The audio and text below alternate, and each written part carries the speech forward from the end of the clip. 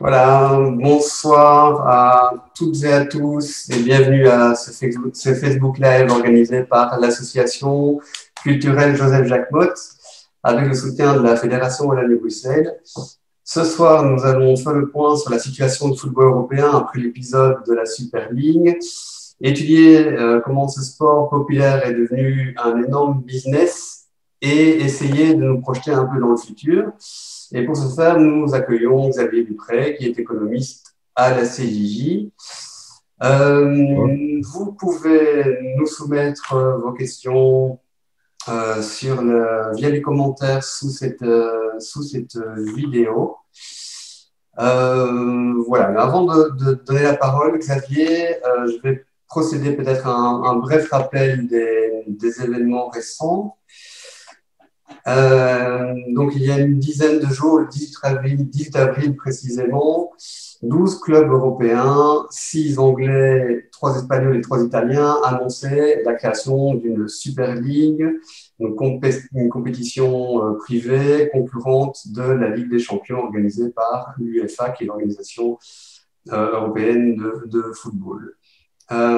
3 autres membres fondateurs permanents étaient prévus dans cette configuration, plus 5 clubs invités, ce qui portait à 20 le nombre de clubs participants à cette compétition privée. L'annonce de cette Super League a provoqué une levée de boucliers à travers toute l'Europe, des instances du football en passant par les dirigeants, les entraîneurs, les joueurs et les gouvernements, et évidemment les supporters, et particulièrement en Angleterre. Ce qui faisait que 2 jours plus tard, le projet se dégonflait avec l'abandon du premier club, Manchester City en l'occurrence, suivi le lendemain par à peu près tous les autres. Seul semble s'accrocher à ce modèle de compétition les présidents de la Juventus, Agnelli, et Florentino Pérez, le président du Real Madrid, qui évoque juste une suspension du projet en attendant d'être remodulé. Alors, Xavier, on peut peut-être commencer par s'interroger sur le but de la manœuvre. Voilà, je vais te laisser la parole déjà pour cette première phase. Bon, alors, sur le but de la manœuvre, bon, dès le départ, il faut quand même savoir que l'idée d'organiser le football européen, tu m'arrêtes, tu me relances quand tu veux, hein. Parce que c'est quand même un chapitre qui est assez long, hein. Ça fait 20 ans que cette histoire d'organiser le football européen sur le modèle des franchises américaines, donc tous les grands sports américains, hein, des basket, NBA, le foot américain, NFL, le hockey, et le baseball aussi, Major League of Baseball. En fait, tout ça faisait partie d'un serpent de mer. Globalement, ça a toujours servi, c'est une espèce d'épouvantail contre lequel, de toute façon, les instances, et il ne faut pas en négliger le poids, les instances comme l'UEFA se sont toujours opposées à ça. Et en fin de compte, quand le serpent de mer sort la tête et qu'on le voit, bon, il émerge de l'eau, c'est en règle générale va se produire une discussion de gros sous sur la répartition des recettes, des droits de télévision, parce que c'est ça l'essentiel des recettes, sur la Champions League, entre ces grands clubs et le reste du football européen. Donc, et ça on n'a pas dérogé à la règle, hein. On n'a pas dérogé à la règle cette fois-ci. C'est exactement ce qui est en train de se produire. Alors, sur ce qu'est... donc, leur intention, elle était celle-là. Il faut quand même se rendre compte qu'aujourd'hui, tu as un modèle économique du football européen qui est assez particulier. Je ne voudrais pas revenir 50 ans en arrière, mais quand j'étais gamin, c'est-à-dire plus ou moins en même temps que toi, quand même, si, j'ai moins de cheveux blancs. Mais donc, les footballeurs, le football était le sport le plus populaire en Europe. Et ce n'étaient pas les footballeurs qui étaient les sportifs les mieux payés. C'était les tennismen, les golfeurs. À l'époque, Platini gagnait moins d'argent, par exemple, que Ballesteros, un golfeur espagnol. Donc, ce qui a été le déclic, si tu veux, de la marchandisation du football, c'est le moment où les monopoles publics sur la radio et la télévision ont été battus en brèche avec de nouveaux émetteurs de télévision. À ce moment-là, il y a eu une demande pour le football parce que ça fait de l'audience. Et donc, forcément, des droits télé, des sponsors qui savaient que les matchs allaient être diffusés, donc il y avait du monde derrière les écrans. Et c'est contemporain en France de l'apparition de Canal+. Canal+, qui a quasiment organisé un truc qui était historiquement même pas tellement dans les racines du football français, le fameux mano à mano, la rivalité entre le PSG et l'OM. Alors que globalement, le PSG et l'OM a une vieille histoire dans le football français. Le PSG était, quand Canal+ se lance dans le football, le PSG n'a même pas une quinzaine d'années d'existence. En Italie, c'est autre chose. C'est Silvio Berlusconi qui veut vraiment mettre du monde derrière la Cinque, sa chaîne de télévision, et qui rachète, il s'impose à la tête du Milan AC, qui sortait de la division 2, avait vraiment vécu des moments très compliqués. Donc voilà, c'est juste pour l'histoire de la marchandisation. Donc les droits de télévision, c'est devenu depuis, on est en 2021, je dirais 35 ans, la vache à lait, le moteur financier, c'est ça qui ramène de l'argent dans le football européen. Alors, tous les clubs dont on parle ici, les fameux 12 clubs, sont les clubs autour duquel tourne le football européen depuis une vingtaine d'années. Hein. Je veux dire, trouve-moi un club là-dedans. Enfin, ils n'ont pas tous gagné la Champions League, mais ce sont des clubs avec de très grosses capitalisations, des dettes énormes. Et c'est, si tu veux, ce volume de dettes, c'est le modèle économique du football européen. C'est ce qu'on appelle l'effet levier. On s'endette, on achète de gros joueurs et on compte sur le fait d'avoir de très bons joueurs pour bien tout simplement avoir beaucoup de spectateurs qui dépassent même la fanbase de ces clubs. Je veux dire, à une époque, voir jouer Messi, c'était très intéressant, quand bien même on n'était pas fan du Barça. Et on espère refaire sa dette sur les rentrées publicitaires qui vont compenser ce volume d'endettement. Si tu prends des... Évidemment, le souci, c'est que l'année dernière, on a constaté, à la suite de la crise Covid, dans les grandes crises économiques, le premier poste sur lequel on restreint les dépenses du côté des grandes compagnies, hein, le capitalisme commence à diminuer son investissement publicitaire.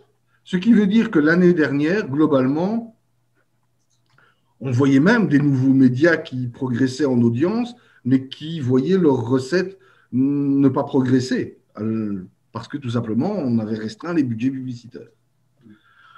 Alors, ça a vraiment été le moteur qui a déclenché cette demande des grands clubs. Si tu vois, par exemple, la situation du Bayern de Munich, qui est un club absolument sain financièrement, ou celle du Borussia Dortmund, ces deux clubs sont sollicités. C'est vraiment les deux plus grands clubs allemands. Ils ne sont pas intéressés par cette formule. Parce que eux, ils ont subi des diminutions de revenus. Par exemple, dans le cas du Bayern de Munich, c'est 150 millions d'euros en moins. Alors, il faut se rendre compte de ce que ça représente. Hein. Quand Liverpool gagne la Coupe d'Europe, Liverpool doit gagner, sur cette victoire-là, c'est 110 millions d'euros. Donc, si tu perds 150 millions d'euros, tu perds plus que si tu avais gagné la Champions League. Et bien, malgré tout, le Bayern restait dans les clous sur le plan financier. Je n'ai pas dit qu'ils avaient débouché le champagne, ça c'est clair, il n'y a personne qui est ravi de ça, mais ça tient la route. Ce modèle économique est clairement basé, dans le cas du Bayern, sur la maîtrise des coûts. Je veux dire, je n'ai jamais... Enfin, l'année où le Bayern achète Lucas Hernandez, c'est 80 millions d'euros, c'est pas rien.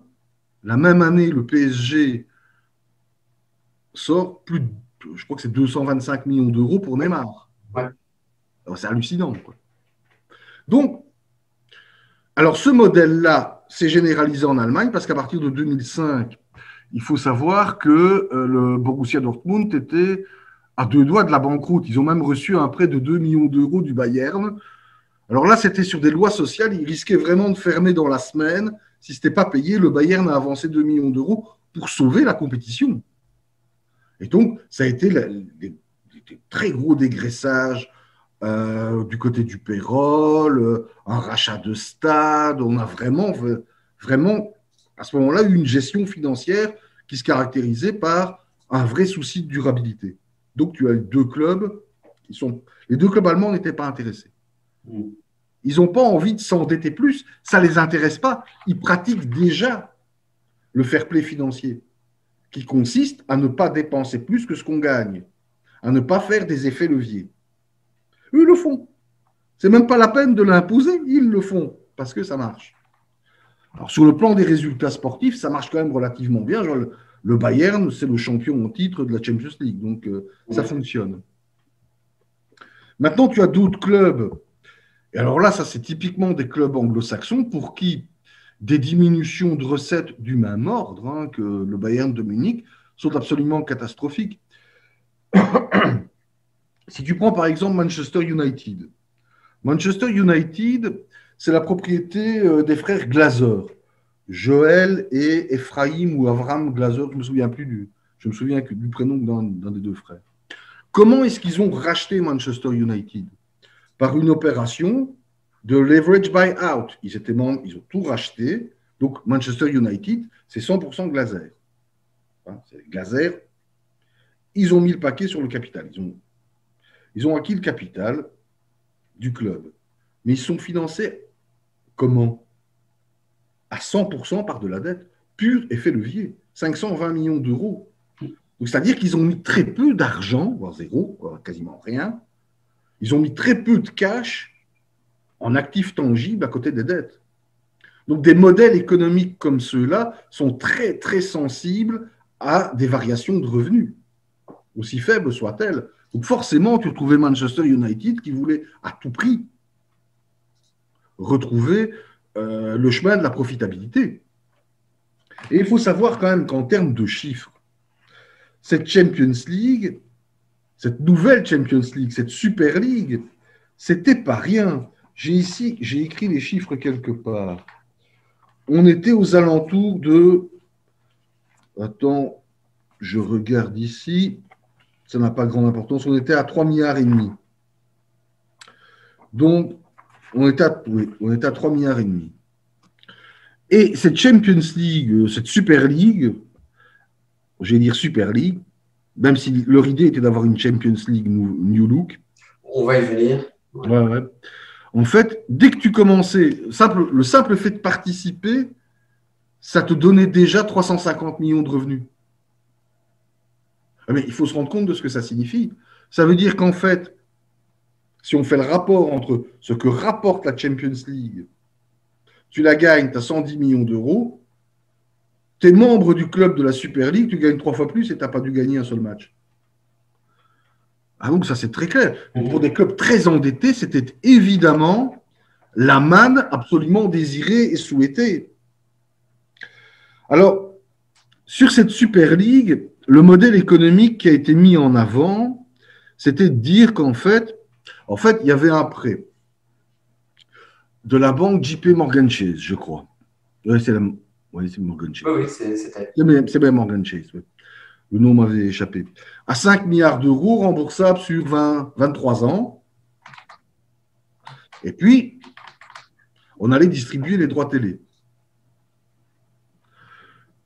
Il y a un vrai souci, c'est que on constate qu'avec la multiplication des matchs, avec la Super League, on était à 180 matchs par an. Bah oui, l'idée est de faire jouer. On est de 96 pour la Champions League dans sa formule actuelle. Quasi le double, en fait. Oui, c'est clair. Ouais.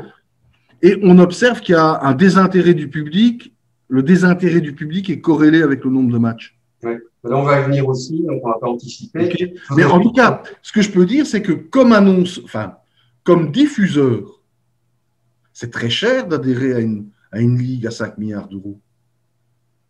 Donc je me demande comment ils auraient fait pour avoir le volume de diffusion nécessaire à la rentabilisation de l'investissement. Bon, on ne le saura jamais puisqu'elle n'existe pas, cette Super League. Je crois avoir dit à quelqu'un un jour, dans une discussion comme ça, C'était journaliste de la presse écrite. Je lui disais, mais moi, j'aimerais vraiment qu'elle voie le jour parce qu'elle est tellement insécure sur le plan financier que ça débarrasserait le football européen des 12 salopards du football européen.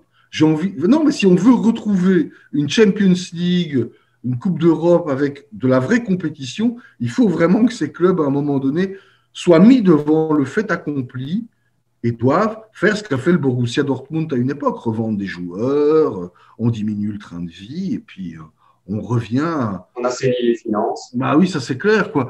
Et on pratiquera le fair play financier sans que personne ne l'ait demandé, puisque ce sera une nécessité comptable. C'est ça ou la clé sous le paillasson. Et c'est là quand même qu'on se demande s'il s'agissait d'une manœuvre téméraire ou d'un coup de bluff pour mettre la pression sur l'UEFA et obtenir une Ligue des Champions remodelée pour coller aux desiderata de ces clubs. J'ai deux citations quand même qui valent la peine. La première est de Andrea Agnelli, donc le président de la Juventus. Par ailleurs, si je ne me trompe, héritier du groupe Fiat, tu me corrigeras si c'est... Oui. La famille Agnelli est actionnaire de... aujourd'hui, Stellantis, qui résulte de la fusion de PSA et de Ford Partner Association. Donc, je cite, le football n'est plus un jeu, mais un secteur industriel et il a besoin de stabilité. Nous ne pouvons plus lancer les dés et voir quel chiffre sort. Ça veut dire que, là, c'est moi qui paraphrase, plus de glorieuses incertitudes du sport, en fait. Aujourd'hui, nous sommes une industrie de 25 milliards. La deuxième citation est de Florentino Pérez, le président du Real Madrid. Je cite, ce n'est pas une ligue pour les riches, donc la Super League, c'est une ligue pour sauver le football. C'est faux de dire que les riches deviendront plus riches et les pauvres plus pauvres. Ce sera une pyramide qui coule pour tout le monde. Donc là, on nous refait le coup du ruissellement en version football. Oui, absolument. C'est-à-dire que c'était un grand coup de bluff parce qu'en réalité, les 5 milliards, ils étaient loin d'être acquis. La rentabilité était quand même assez douteuse. Il y avait quand même de grosses interrogations. Et à partir du moment où, je te parlais tout à l'heure du poids des instances, l'UEFA disait on ne joue plus, et la FIFA aussi, on ne joue plus en équipe nationale, on ne participe plus aux championnats nationaux. Pour pas mal d'agents de joueurs, ça devenait compliqué. C'est-à-dire que ces équipes qui veulent jouer 180 matchs par an vont commencer à avoir des effectifs énormes. On ne va peut-être pas tellement voir mes joueurs. Si ça se passe mal pour l'un ou l'autre, c'est une perte sèche au niveau de la valeur de vente du joueur. Parce qu'il parle d'un secteur économique, il y a un écosystème autour de ces grands clubs. Moi, j'adore la façon dont Florentino Pérez se représente le caractère absolument essentiel du Real Madrid pour le football européen. Il faut quand même rappeler que le Real Madrid n'a plus gagné de titre depuis la fin des années 50 jusqu'à la fin des années 90, et le football européen s'en portait très bien. Il y a un écosystème avec des clubs, de la formation. Alors, ce que propose Florentino Pérez, c'est clair, son ruissellement, c'est pas si con que ça. Ça veut dire que vous allez disparaître club, petit club, centre de formation comme entité autonome, le club dont les supporters sont fiers des couleurs, et on a vu les réactions, pour devenir quasiment des entités complètement satellisées du Real Madrid. Comme ça, on pourra aller pêcher des joueurs, des jeunes, vous les remettre, etc. C'est la relation qui existe d'ailleurs entre les grands clubs de la NFL et des divisions, enfin, ce n'est pas des divisions en plus, des franchises inférieures du football américain. Donc, quand il parle de ruissellement, il n'y a rien qui ruisselle. Il y a lui qui va organiser son circuit de liquidité. Et ça, c'est complètement incompatible. On discutera de ça tout à l'heure. Je devrais la placer à un moment donné. Mais je vais la placer maintenant, tiens. Mais non, mais quand Agnelli dit « nous sommes un secteur industriel complètement comparable aux autres, avec les mêmes lois de fonctionnement, concentration et centralisation du capital, notamment, eh bien, ça ne marche pas dans le football. Ça ne marche pas dans le sport. Je ne peux pas imaginer demain que pour régler leurs problèmes de dette, les deux entreprises, puisque c'est présenté comme ça, Juventus de Turin et Inter de Milan fusionnent. Ça, c'est pas possible. Non, mais... Ou que l'une rachète l'autre. Pas possible. Il ne peut pas y avoir la concentration du capital. Mm. Donc, à un moment donné, il n'y a rien à faire. Les volumes d'endettement finiront par être problématiques.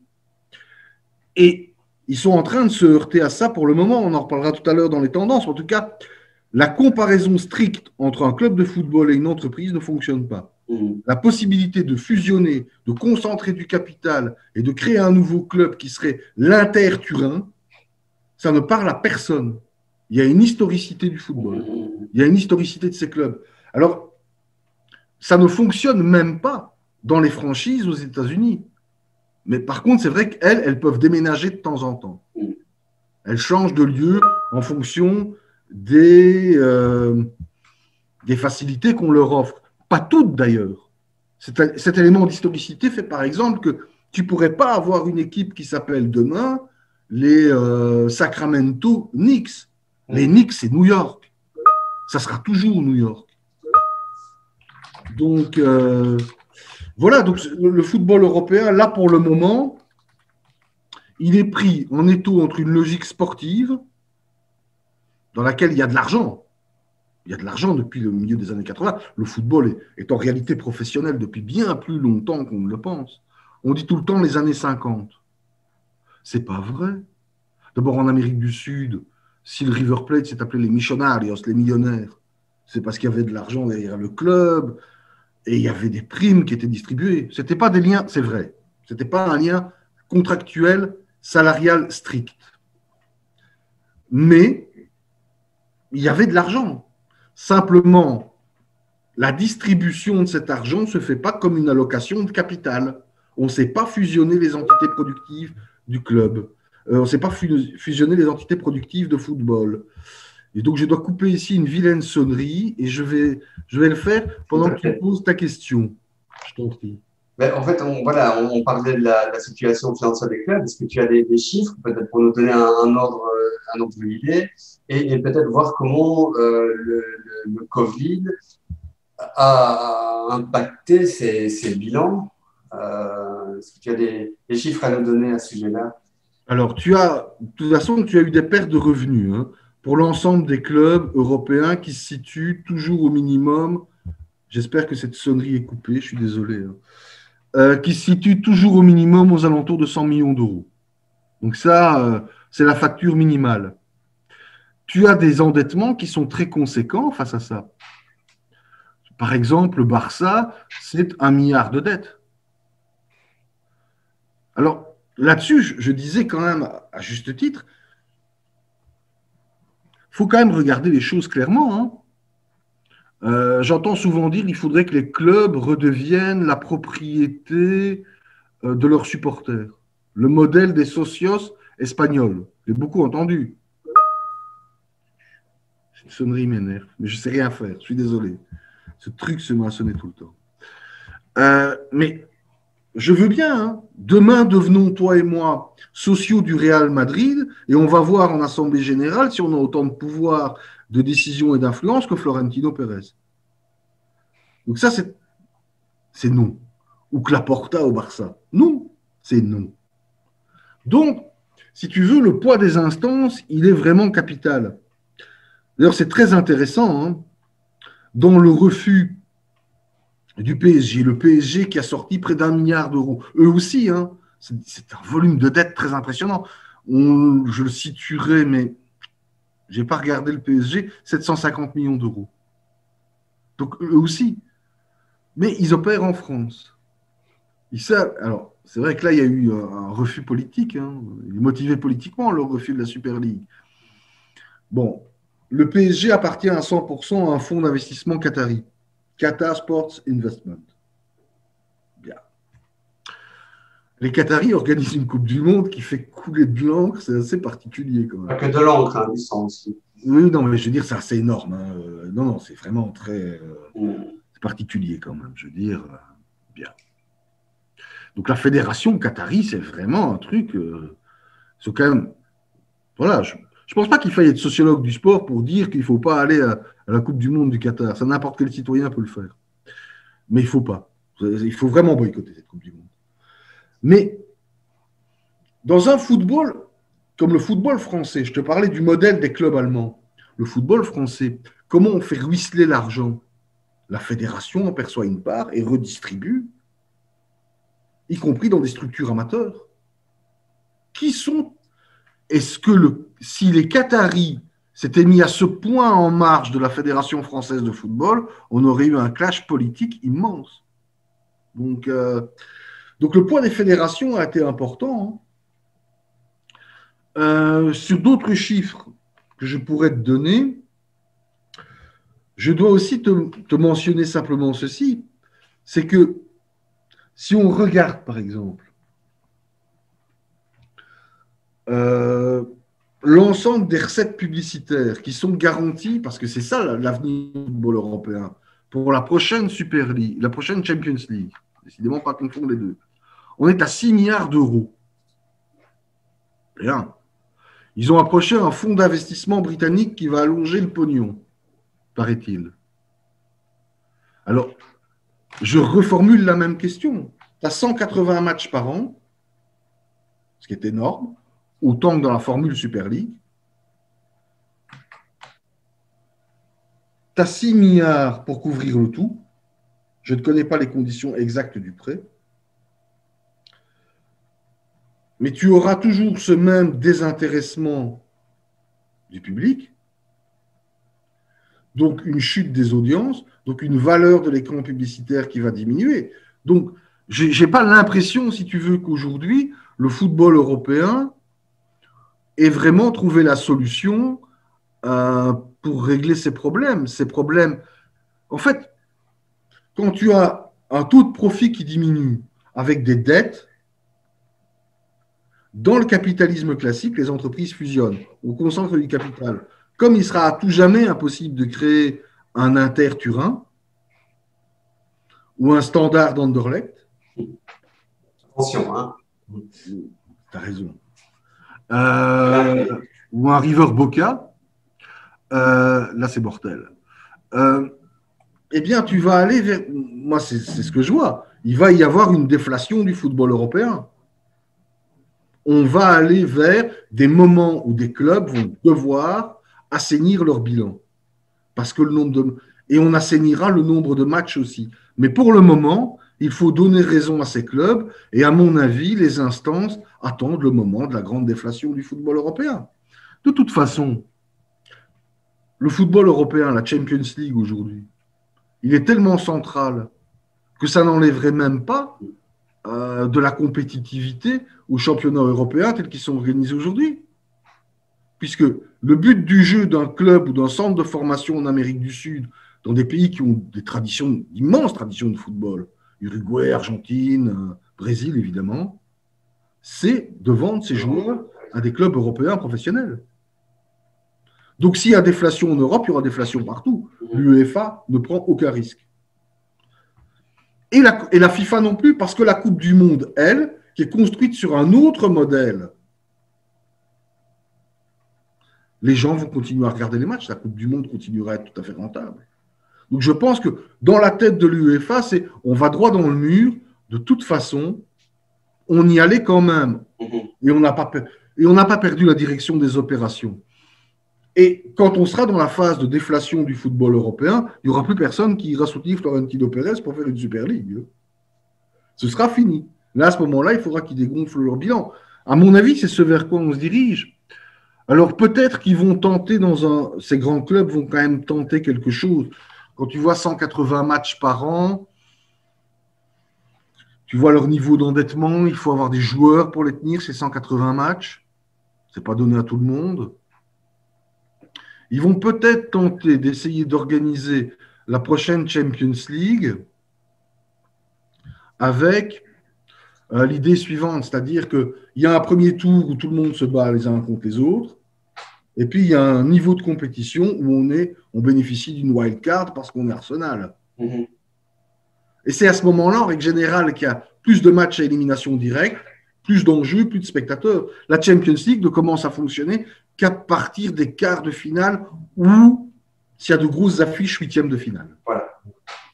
Bon, il est clair qu'un Trabzonspor, Shakhtar Donetsk en huitième de finale de Champions League, ça fait venir personne. Ça, c'est clair. Donc voilà, je crois qu'on se dirige vers ça. La grande déflation du football européen, elle va arriver. J'en suis follement ravi. Oui, mais non, c'est clair. Non, mais, attends, de toute façon, il n'est pas fonctionnellement possible d'organiser le football comme les autres secteurs économiques. Je n'ai pas la possibilité de fusionner les entités de production que sont les clubs. Donc certains vont devoir dégager. Et si ce n'est pas possible, c'est parce qu'il y a une historicité de ces clubs. Ce qui veut dire que si demain l'OM devait retourner en division 2 parce qu'il est trop endetté, qu'il a vraiment fait de très mauvais choix de joueurs ces dernières années. Mais ça, c'est un drame aussi, hein, c'est que ces clubs n'ont plus misé sur la formation, et puis à un moment donné, si tu n'as plus les recettes, tu n'as pas le soutien de grands sponsors pour acheter, tu te retrouves avec une politique qui n'est basée que sur du recrutement de mercenaires, mais des mercenaires moins chers. Tu peux former un jeune et le faire commencer pour un salaire qui est 10 fois inférieur et avoir du résultat, hein. Ce qui n'est pas le cas. Si l'OM doit descendre en division 2, moi j'ai connu l'OM qui descendait en division 2, époque post-tapis, le stade Vélodrome était plein et les gens regardaient, il y avait toujours autant de fans de l'OM. Hein. Dans un passé plus récent, on a l'exemple des Glasgow Rangers aussi. Hein. Ouais. De 3 divisions, carrément. Non, mais le Glasgow Rangers, ça c'était. Oui, je sais bien, mais ça c'est impossible. Ça. Le Glasgow Rangers aura toujours le public des protestants écossais, ça c'est évident. Mais ça avait nui par contre à la rentabilité de la Scottish Premier League parce que tu n'avais plus le Old Firm, le match avec le Celtic de Glasgow. Bon voilà, donc Glasgow a gagné beaucoup de championnats finalement pour peu de résultats financiers. Ça, je vois ça, hein, donc ils vont commencer. Je crois que les instances sont absolument persuadées qu'on va vers une déflation du football européen. Elles vont vivre avec. De toute façon, si les instances veulent prendre leur part sur la prochaine Champions League, une fois que cette déflation sera là, ils continueront à fonctionner avec les mêmes pourcentages, hein, puisqu'ils ont le pouvoir de bloquer la circulation du capital du football que sont les joueurs. Les clubs et les joueurs devront gagner moins. Cela dit, ils se sont quand même beaucoup enrichis ces dernières années. Hein, je veux dire, Neymar est un garçon qui ne se posera jamais les questions que s'est posé Maradona après la fin de sa carrière. Ou alors il faudrait vraiment, vraiment qu'il aille vivre en Colombie, dans un endroit vraiment, je ne sais pas quoi, un truc abominable, dans une fumerie d'opium, quoi. Je veux dire, mais là, c'est donc vraiment. Alors tu as maintenant ce pouvoir-là, il est très clair, empêcher la circulation du capital que sont les joueurs. Ce qui signifie qu'il y aura sans doute des manifestations. Il y aura des manifestations, on va en parler, pour qu'il y ait à un moment donné, sans doute, la phase wildcard pour les grands clubs historiques. Ça, ce sera niette. Ce sera niette. Parce que l'UEFA n'y gagne rien. Et n'y perd rien non plus. Et elle n'y perd rien à faire perdre du pouvoir à ces clubs. Parce qu'en tant qu'instance, ils ont quand même senti une sérieuse contestation. Donc, du coup, ce vers quoi tu vas te diriger, c'est cette grande déflation. Ils vont un peu parler du système des wildcards. Ça ne fonctionnera pas beaucoup plus.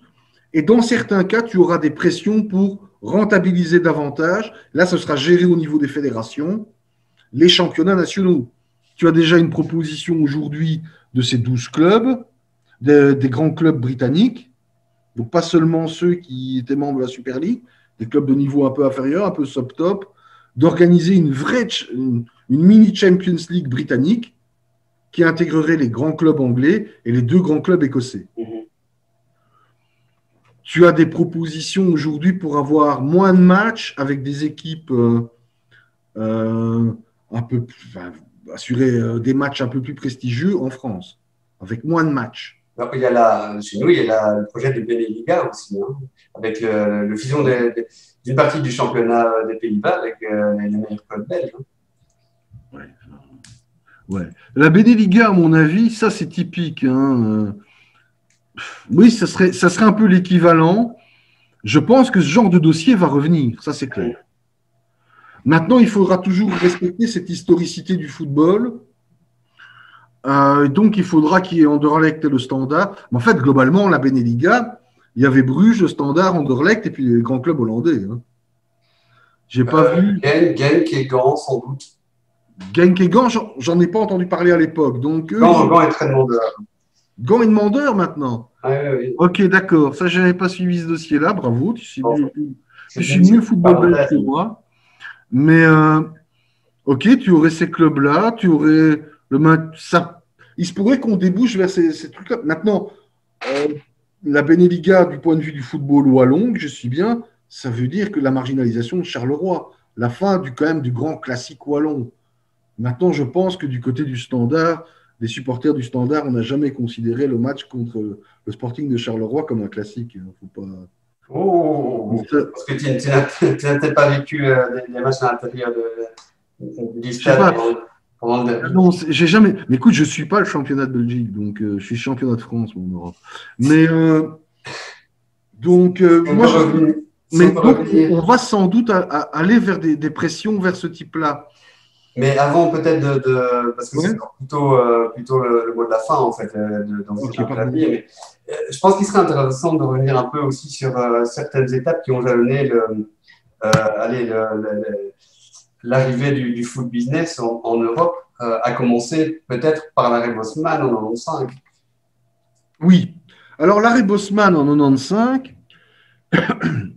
ça c'est vraiment le truc où c'est vraiment un moment charnière, hein. Puisque à ce moment-là, le statut du footballeur va se rapprocher de celui de n'importe quel salarié. Il faut savoir qu'à l'époque, en Belgique, quand bien même un joueur avait terminé son contrat, son engagement auprès d'un autre club pouvait faire l'objet de transactions de transfert. Ce qui veut dire qu'on pouvait très bien ne plus avoir de contrat avec un club. S'il n'y avait pas d'arrangement avec un autre club, on restait sans emploi. Ce qui pour un joueur professionnel est quand même là, c'est catastrophique. Alors là, ça a pris des proportions assez incroyables, puisque globalement, pour faire simple, Bosman, qui était un joueur, je crois, de l'Olympique Charleroi. Du SC Liège. FC Liège, tu suis tout, toi, dans le football belge. Il était passé par l'Olympique Charleroi. Ah, là, tu m'apprends. Je ne sais pas. Enfin, Olympique Charleroi, FC Liège, c'est du foot amateur, de toute façon. Mais pour qui regarde. Nos auditeurs apprécieront. Mais ouais, non, mais pour quelqu'un qui regarde la Ligue 1, c'est un niveau CFA2. Mais bien. Et à l'époque, il faut quand même savoir que tout ceci s'est retrouvé devant la Cour européenne de justice, qui a argué du fait qu'il y avait liberté de circulation des travailleurs dans toute l'Union européenne pour calquer le statut des footballeurs. Et ça, c'est une immense faute du football belge d'avoir maintenu ces droits complètement dérogatoires en faveur des clubs. Parce qu'en France, à la même époque, on appartenait à un club. On était transféré, on était transféré. Il y avait rachat de contrat. On avait fini son contrat, on se débrouillait pour trouver un autre club et on avait le droit. Mais ça veut dire ceci, ça veut dire que si tout le football européen, je pense que les Portugais étaient encore proches du statut des Belges, il faudrait que je vérifie. Si tout le football européen avait suivi le modèle français, tu appartiens à un club jusqu'au moment où tu n'as plus ton contrat, on n'aurait pas eu les conséquences terribles de l'arrêt Bosman. Là, parce que tout le football européen était aussi organisé sur l'idée qu'il faut maximum 3 étrangers non nationaux dans une équipe. Mais ça veut dire qu'on avait limité, en tout cas régulé, la circulation du capital joueur. À partir de l'arrêt Bosman, les tout grands clubs européens pouvaient faire leur marché dans toute l'Europe. Et donc, il y a eu une concentration du capital joueur. Il s'est fait là. Du capital variable que sont les joueurs. Mais alors, ça a signifié aussi autre chose. C'est-à-dire que le football européen, si tu veux, les grands clubs ont pillé les grands joueurs des autres clubs européens. Les clubs de sub-top ont commencé à piller ailleurs. Et c'est ainsi que tu as eu un truc extraordinaire. Tu as eu un alignement du régime dérogatoire, du régime général des travailleurs européens. Tu as eu un alignement du statut des joueurs qui venaient zone ACP, donc l'Afrique, la Russie.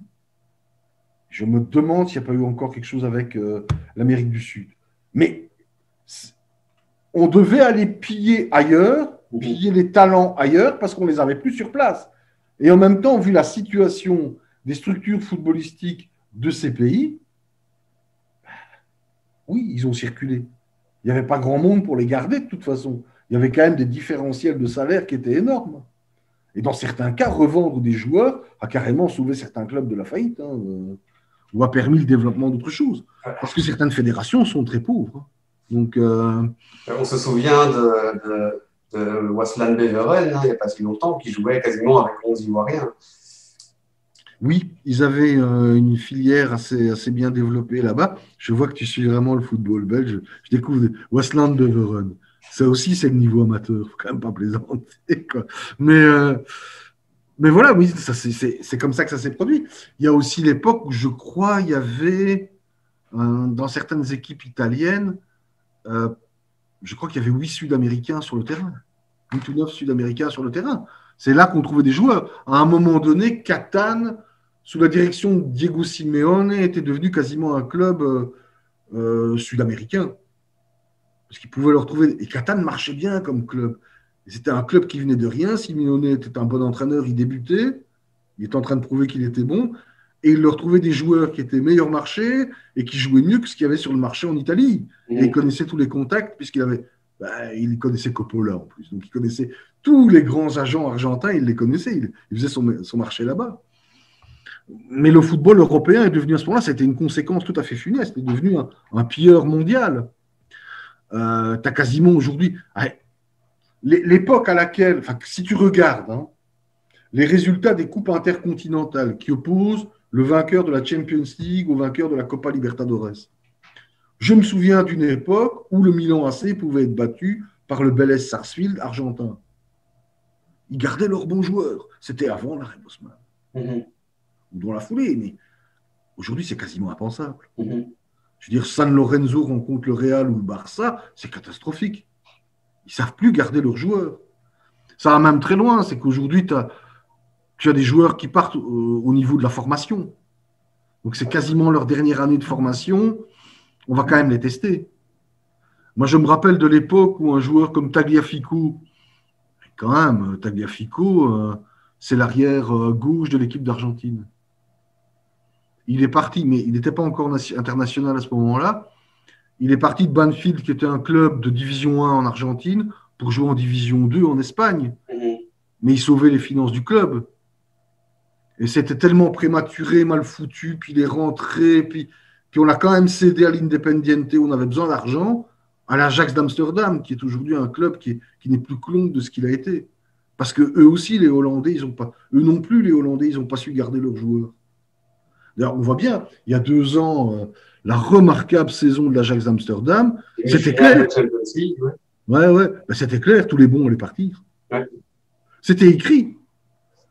Donc, non, l'arrêt Bosman, je n'ai jamais compris comment l'Union belge de football n'a pas vu qu'à un moment donné, il allait droit dans le mur avec un statut pareil.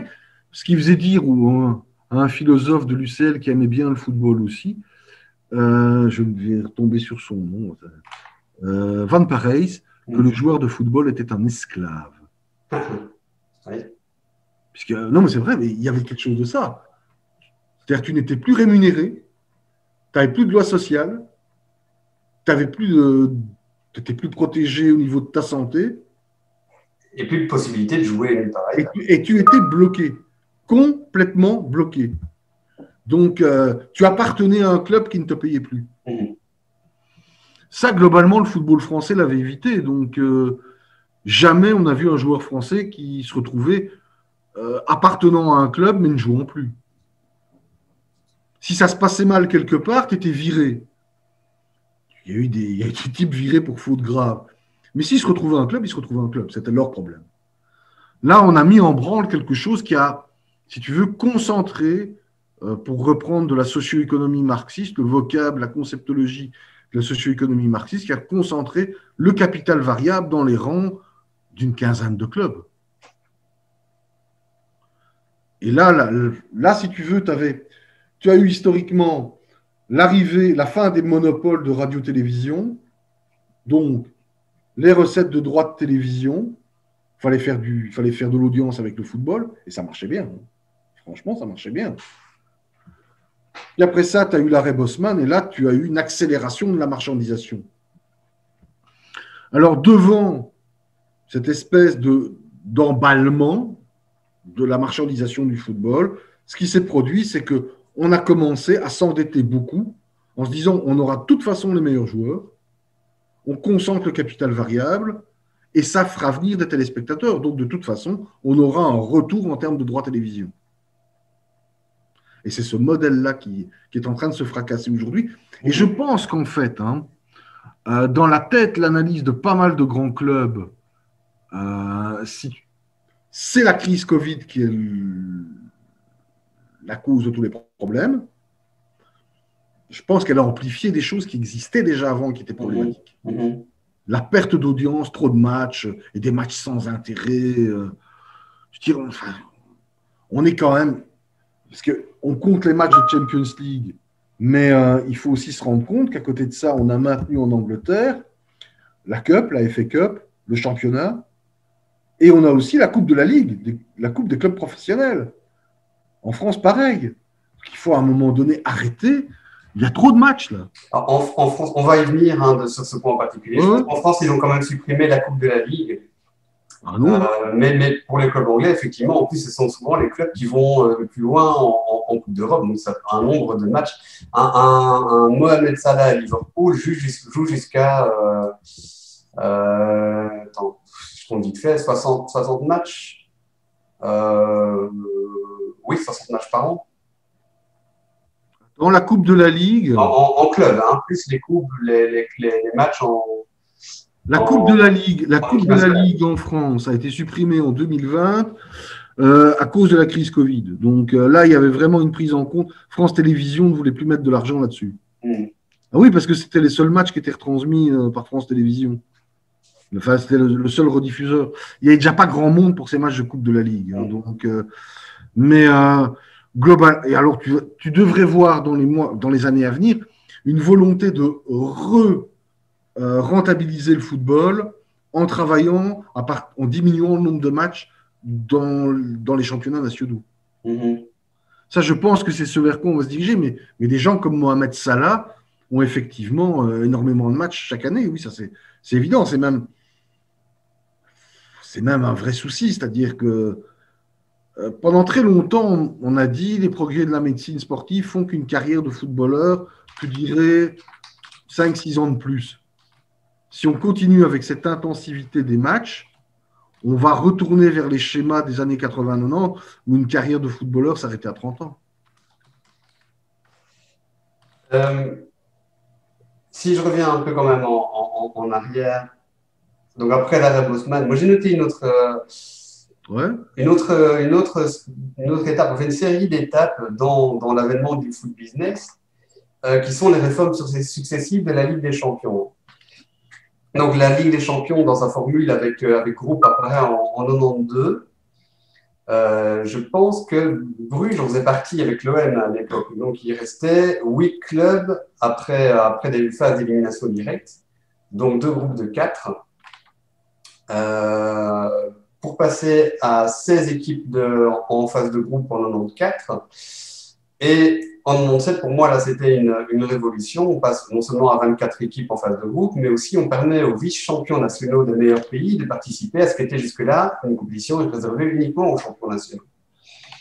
Alors, 2 ans plus tard, en 99, on passe à 32 équipes en phase de groupe, plus une seconde phase de groupe. Ça, c'est la fameuse période d'Anderlecht, qui avait battu Manchester. Ah oui, ça remonte à loin, hein, mais on s'en souvient encore, hein, Manchester, le PSV, la Lazio, le Real aussi. Là, il y avait donc 2 phases de groupe et à ce moment-là, la participation non seulement des champions, mais des 2e, 3e et 4e des meilleurs pays. Je pense que c'est le Real qui a la première fois gagné la Ligue des Champions sans avoir été champion national l'année précédente. Je pense que c'est le premier club à avoir fait ça, le Real Madrid. C'est-à-dire que tu as une multiplication Bon, tu as eu une volonté à une époque. Bon, c'est vrai. Il y avait des arguments, hein. Bon.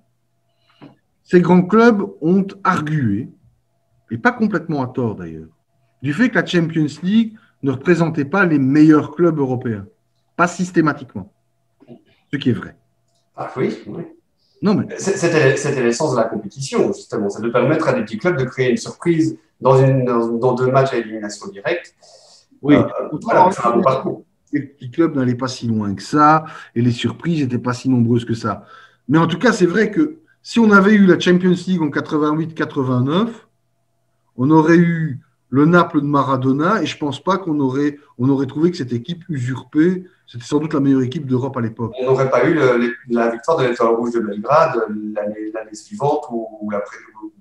Oui, ça c'est clair. Voilà. L'Étoile Rouge de Belgrade, ça c'est clair que, en plus, ça s'est joué à cette loterie qui a tiré. Enfin bon. Oui, mais ça, voilà, c'était ça aussi le suspense et ça Le participe au suspense. spectacle.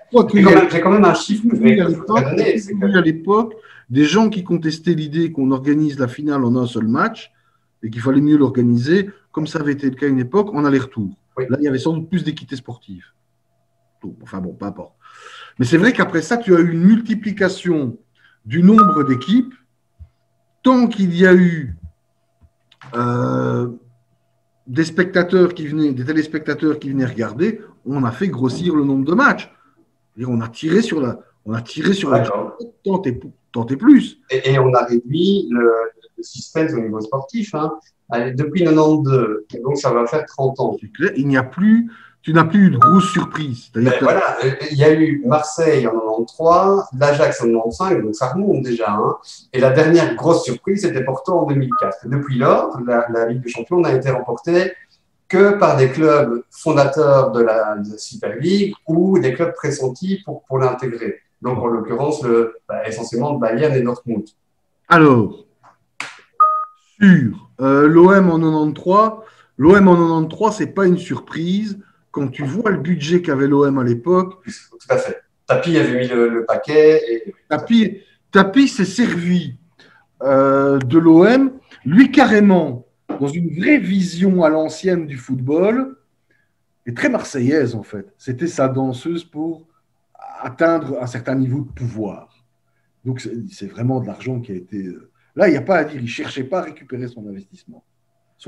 Sa récupération était extra-financière, et essentiellement politique d'ailleurs. Alors, pour l'Ajax d'Amsterdam, est-ce une surprise? C'est-à-dire qu'à l'époque, mais nous sommes en 95. C'est la formation qui fait la différence. Pardon? La formation, la tradition de formation du club qui a fait la différence avec des Reisiger, des clubs. Les Reisiger étaient déjà plus vieux. C'était c'était Kluivert, Overmars, aussi Davids. Davids, oui, tout à fait. Blind.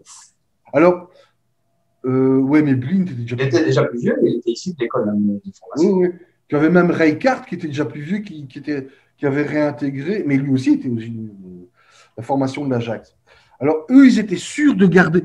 Mais les années d'avant, on avait déjà vu un Ajax intéressant avec ces jeunes et ils arrivaient à les garder. Il ne leur est pas arrivé ce qui leur est arrivé il y a 2 ans. Hein. Mm-hmm. Tu montres des trucs intéressants et puis tu te retrouves tout nu sans tes joueurs au bout d'une saison. Donc, mais c'est vrai que en 95, Ajax, mais depuis, c'est vrai. Alors, il y a eu Porto. Porto, là, il faudra quand même. C'est là que Mourinho a tiré son titre de Special One. Parce qu'il faisait déjouer tous les pronostics. Bon, mais maintenant, c'est vrai que tous les clubs dont on parle, les grands clubs de cette Super League sont ceux qui gagnent la Champions League. Il y a un lien évident entre le budget, l'engagement des bons joueurs, la mobilisation du capital variable et les résultats. Mm-hmm. Alors, je pense que quand on en arrivera à cette situation de déflation du football européen, dont j'ai déjà parlé, on va retrouver à un moment donné l'idée qu'il faut qu'un match, ça rapporte de l'argent. Non, mais... Oui. Mais donc, ça veut dire qu'il faudra sans doute moins de matchs. Donc, on va assister sans. Mais il y aura sans doute une plus grande hiérarchisation des championnats nationaux. Les Belges, les Slovaques, les Moldaves vont devoir se battre entre eux avant de commencer à avoir la chance de pouvoir rencontrer les Français, les Allemands et les Anglais. On va se diriger vers quelque chose comme ça. De toute façon, oui, de toute façon, il est très clair que à un moment donné, en termes de rationalisation des budgets, l'UEFA va se poser la question de savoir quels sont les matchs qui rapportent de l'argent. Là, tu ne vas pas vivre la même révolution qu'avec.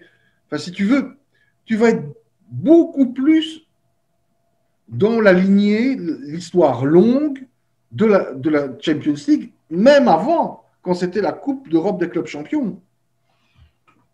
Il n'est pas normal que des clubs comme West Ham, que des clubs comme l'Ajax, que des clubs comme l'OM aient quasiment disparu des tablettes aujourd'hui, des compétitions internationales. Mais si tu te dis qu'on hiérarchise des championnats, là, je peux te dire un truc, hein. La France, l'Allemagne, l'Espagne et l'Italie et l'Angleterre, c'est là qu'on gagne la Champions League. Hein. Alors, il y a eu les Pays-Bas avec l'Ajax et le Feyenoord il y a très longtemps. Et un peu le Portugal. Mais globalement, tu sors jamais des mêmes championnats, hein, qui sont, soit dit en passant, ces grands championnats, ceux des équipes nationales qui ont gagné la Coupe du Monde. Ouais, oui, c'est juste. Ah oui, non, là, il y a une légitimité footballistique à se dire que, dans le fond, il y aurait peut-être un premier tour des petits championnats, et puis après ça, on va commencer à mettre de l'argent sur des matchs qui mobilisent des grandes traditions de football en Europe. Bon, sachant par ailleurs que parfois, tu as eu des surprises. Hein, il y a... Bon, le championnat grec, on peut toujours se dire que la Grèce a gagné en 2004 le championnat d'Europe, mais bon... Le Danemark en 92. Oui, je n'ai jamais dû y être. C'était les Yougoslaves. Oui, oui, tout à fait. Donc, là, je ne sais pas comment ils ont fait. Mais bon, ok. Mais tu tapes jamais très loin en disant que les vrais grands championnats, ils sont en Espagne, en Italie, en France, en Allemagne, en Angleterre. Et accessoirement, éventuellement, en Portugal. On a une question sur le chat qui me permet de faire le lien avec le fil qu'on avait prévu, c'est sur le fair play financier. Oui. Parce que là, c'est aussi une étape importante qui était censée justement juguler un petit peu l'hubris du football européen. Donc, il a été instauré en 2010 et il est entré en application en 2015, je crois. Pleinement en application en 2015. Est-ce qu'il a été respecté, ce fair play financier? Parce qu'on voit où on en est aujourd'hui, on ne peut pas dire que ce soit une réussite. Et en plus, il est manifestement prévu par l'UEFA de carrément le supprimer pour aller vers un système beaucoup plus souple. Alors, le fair play financier a-t-il été respecté? Globalement, on n'est pas. Enfin, d'abord, qu'est-ce que du fair play financier? Non, mais c'est vrai. Oui, mais il y a des règles, j'imagine, qui étaient quand même relativement strictes. Mais... J'arrive. Alors, le fair play financier, au départ, c'est quelque chose qu'on importe dans le football européen en essayant déjà de calquer ce qui se produit dans les grandes franchises nord-américaines. Mais dans les grandes franchises nord-américaines, on va beaucoup plus loin que l'idée, enfin, si tu veux, dans le football européen, si on ne dépense pas plus d'argent qu'on en gagne. Ce qui a été appliqué de manière quand même très approximative. Mais même ça en soi, c'est pas du fair play financier. Je veux dire, si le Barça ne dépense pas plus d'argent qu'il n'en gagne, mais qu'il est quand même capable d'avoir un bilan qui est 2 fois plus élevé que Manchester United. Donc, je ne te parle pas du football amateur, c'est-à-dire Waasland Beveren ou l'Union Saint-Gilloise. Là, j'ai plein d'ennemis, c'est génial. Non, je te parle de Manchester United. Il est clair qu'on n'est pas dans du fair play financier. Quand bien même, on respecte ces grands équilibres de on ne dépense pas plus qu'on en gagne, d'argent qu'on en gagne. Et ça, tu verras que dans les grandes franchises nord-américaines, on calcule des ratios de dette, des ratios d'endettement, des ratios de progrès. Il ne faut pas qu'on dépasse, il ne faut pas qu'il y ait une trop grande différence d'actifs, de valeur des actifs, sinon il faut céder des joueurs entre certaines équipes. La capitalisation boursière, c'est une chose. Si les gens veulent acheter des actions, c'est leur problème. Mais il ne faut. Et donc, il y a toute une série de ratios et d'instruments de mesure qui finalement font que la NFL est peut-être aujourd'hui un modèle de compétition, certes fermé, mais plus concurrentiel entre équipes que le football européen. Parce qu'il y a des ratios. Parce que c'est pas possible qu'à un moment donné, tu aies un club comme Manchester United qui pèse nettement moins que le Barça ou que Manchester City, qui a été, qui a été. Alors, Manchester City, c'est même à la limite quelque chose qui est impensable en NFL. C'est-à-dire que c'est un club, Manchester City, qui navigue entre le Championship, la division 2 anglaise, la division 1. C'est le parent pauvre du football mancunien à Manchester. C'est une création presque artificielle, hein. Totalement artificielle. Comme grand club Comme champion, grand club, si on veut. Oui. mais comme club populaire dans la région de Manchester et en Angleterre, en Angleterre. Oui, mais de cette envergure-là. Non, et dans l'Angleterre du Nord, non, c'est un vieux club très respecté, mais ça a toujours été le numéro 2 d'United. Et derrière ça, tu retrouves effectivement un fonds d'investissement des Émiratis. Bien. Mais tu ne peux pas imaginer une telle croissance des actifs sans une croissance de l'endettement. Et il n'est pas sain économiquement de croître trop vite. Donc, tu n'aurais jamais en NFL une franchise qui viendrait de se faire accepter et puis qui, soudainement, verrait ses actifs être multipliés par 10 en 8 ans. C'est impensable. Parce que tu as une règle de progression des actifs. Donc, quand on me dit qu'il y a eu du fair play financier en Europe, je dis non. Il y a eu un truc con qui consiste à dire on ne dépense pas plus d'argent qu'on en gagne. Ça, c'est pas assez poussé pour parler de fair play financier. Bien. Alors ensuite, a-t-il été appliqué ce fair play financier? J'ai le soleil qui vient sur l'écran. À ma connaissance, aucun club n'a été sanctionné pour. Exactement. Alors il y a eu à un moment donné, il y a eu des menaces quand des clubs allaient vraiment trop loin. Le Milan AC a un problème de ce côté-là, mais c'est en passe d'être résolu parce que de toute façon, ça a été résolu. Et puis de toute façon, ils ont aussi eu à un moment donné, il y a eu de l'investissement qui s'est fait, il y a du cash qui est rentré avec un changement de structure managériale. Mais on n'a jamais dit à un club, vous dépensez trop d'argent. Alors c'est vrai, ils dépensaient énormément d'argent, ils s'endettaient, mais ils faisaient du bénéfice. Et donc, à partir de là, on en a conclu qu'ils dépensaient, que puisqu'il y avait bénéfice, tout allait bien. Mais en même temps, c'est bien ce que je te disais, c'est pas une régulation, ce fair play financier-là. On leur a dit, vous devez dépenser moins d'argent que vous n'en gagnez. Donc, faites du bénéfice, les gars. Mais si tu prends, par exemple, l'allocation du capital variable, dont je te parlais tout à l'heure, les joueurs, le système de draft qui existe en NBA ou en NFL, tu as 3 stars, tu ne vas pas en avoir 5. Tu peux pas. Il y a une masse de capital variable que tu ne peux pas dépasser. Donc, l'allocation des talents est répartie selon une procédure qui est de l'ordre de l'appel d'offres. Ça n'a jamais existé dans le football européen. J'ai presque envie de dire, moi j'aimerais tellement pouvoir dire à ces gens qui étaient favorables à la Super League, les gars, ne vous inquiétez pas, vous êtes déjà en train, aujourd'hui le football européen, vous êtes déjà en train de regarder le sport le plus dérégulé au monde. Mais c'est vrai. Non, mais quand tu vois par exemple qu'à un moment donné, le Barça était capable d'aligner Suarez, Messi, Neymar, j'en passe d'autres au milieu de terrain, en termes d'allocation de capital variable, c'est de la grande concentration. Hein.